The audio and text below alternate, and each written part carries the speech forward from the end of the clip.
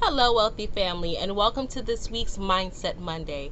This is a continuation from our book, Psychology of Self-Esteem, and I am really picking up some new points going through the book again. So, last week we covered, if you missed part one, I covered why and how, not really why, but how we can differentiate ourselves from other living organisms. And that's because our mind allows us to form thoughts, which in ways of words, which allows us to create language. And language allows us to communicate things differently than other living organisms. So that language are words that are magical, right? That have a life force of their own. That language allows us to then form opinions about things. And our opinion of ourselves is the most important thing. If your opinion of yourself is if the way you talk to yourself is so degrading and not uplifting, you're not going to be able to push forward or excel forward, right? So we left off on how do you overcome stagnation, right? Getting caught in a circle, in a loop of things, because there's only a certain amount of stories that we tell ourselves, okay?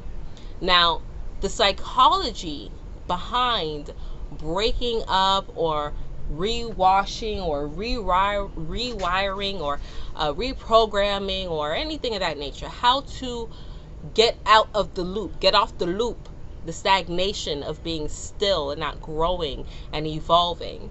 The best way to do that is through repetition. The best way to clear that out is by repetition.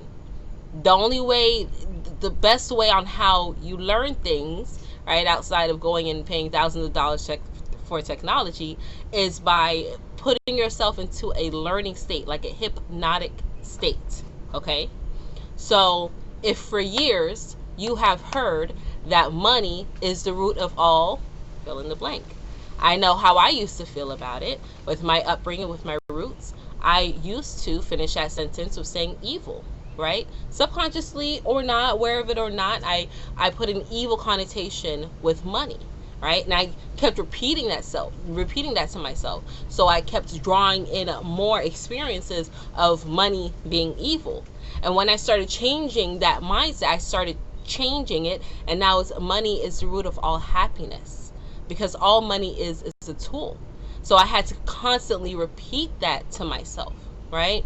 So when you find yourself in a loop, being stagnant and doing the same things over and over, you keep getting the same results, rather, right? Because sometimes we'll change the way we do things, but we keep getting the same results. That's because at the root of it all is not changing, okay? So you have to first become aware of your patterns that you have, okay? And then you have to start doing things to raise your self-esteem, to trust yourself that you can release yourself from those patterns, okay? So if you are constantly late, or no, regardless of what you do, you plan ahead, you do all types of stuff, and you are always late, you still can't get it. Now you have to start allowing yourself more time. Now you need to start shooting for 30 minutes, being 30 minutes early, because if you're on time, you're late anyway, right? Sorry, I hate to get out of frame, but I apologize. And I don't edit my videos. I want you to see the real authentic me, so here you go. But if you are repeatedly late, regardless of what it is that you do, now you can start becoming aware. You know what? It seems that I'm taking too much time saying I have enough time, or I can do this later, or I don't have to really get dressed. It's only going to take me 20 minutes to get there, so I don't need to get dressed until 30 minutes out. That way I can get dressed and be out the door. No, you need to start allowing more time for you to travel and stop thinking that you have more than what you do, right? So start setting little alarms and then staying true to those alarms. Now you can start telling yourself, I am an on-time person, or I am an early person, right? Instead of I'm always late no matter what I do. I'm an early person, and you backing it up with actions, right? That's what roots it in, right? That's what roots in the thought, okay? You have to pair it with an action. So if you find yourself stagnant, let's say in love, you keep attracting the same, shallow-minded, hurt people in your life. You need to make a pattern, make a note of that, and say, why is it I keep attracting these hurt people? What part of me is it? Am I hurt? Are they reflecting what it is within me? Start forming those opinions. Start using that language to form different thoughts. That's going to put you on a different way of thinking and understanding things so that you can get out that loop, right? You have to start valuing yourself. You have to start valuing the thoughts that you have and understanding that those thoughts carry energy and carry momentum and are, once again, direct consequences of everything that you do. So when you start putting value on your actions, right, that's a direct result of your thoughts that are causing you to raise your identity. When you start doing that, now you're starting to attract things that are on the same wave. Now you're starting to see that, you're 10 minutes early and you're not the only one. There's, someone else that's there 10 minutes early. Not everyone, because again, a lot of people are on a loop. A lot of people's self-esteem or opinion of themselves does not allow them to live a life of continuous elevation. So sometimes you may do things, right? And this also goes into putting value on yourself, because sometimes you may do things and then you may feel why, someone may criticize you for it. And now you feel discouraged and you fall right back into that same loop. We don't want that. That's where the psychology of that pattern kicks in. Right? It's the same idea of you starting a diet and being 1 week in and, oh, you are on it. Oh, you are on it. And then you go off the wagon from temptation. And then you try it again and you're good for 2 weeks. And then you fall off the wagon from temptation. Because you fall back into that comfortability. You fall back into that loop.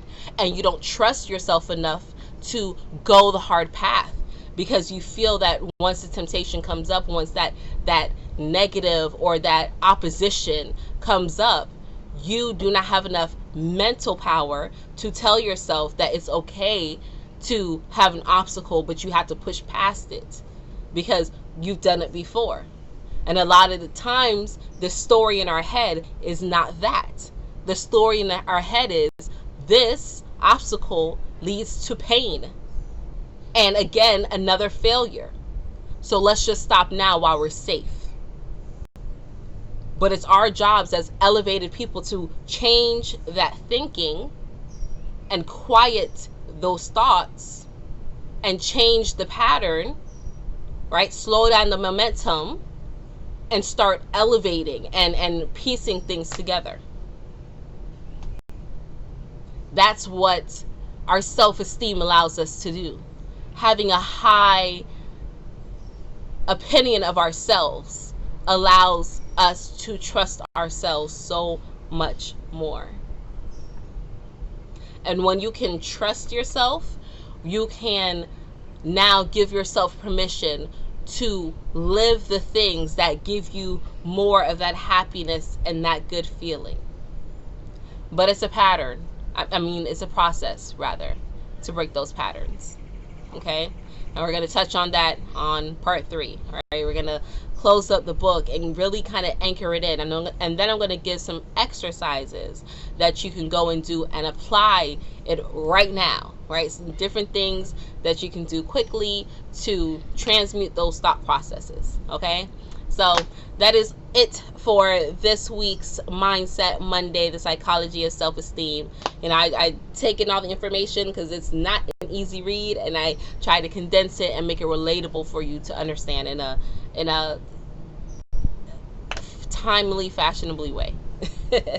So thanks for rocking out with me. Please like and subscribe if you found any value. Feel free to share this video, because my goal, my complete and utter soul desire, is to help as many people as I can get out of the continuation of the mind bukkake.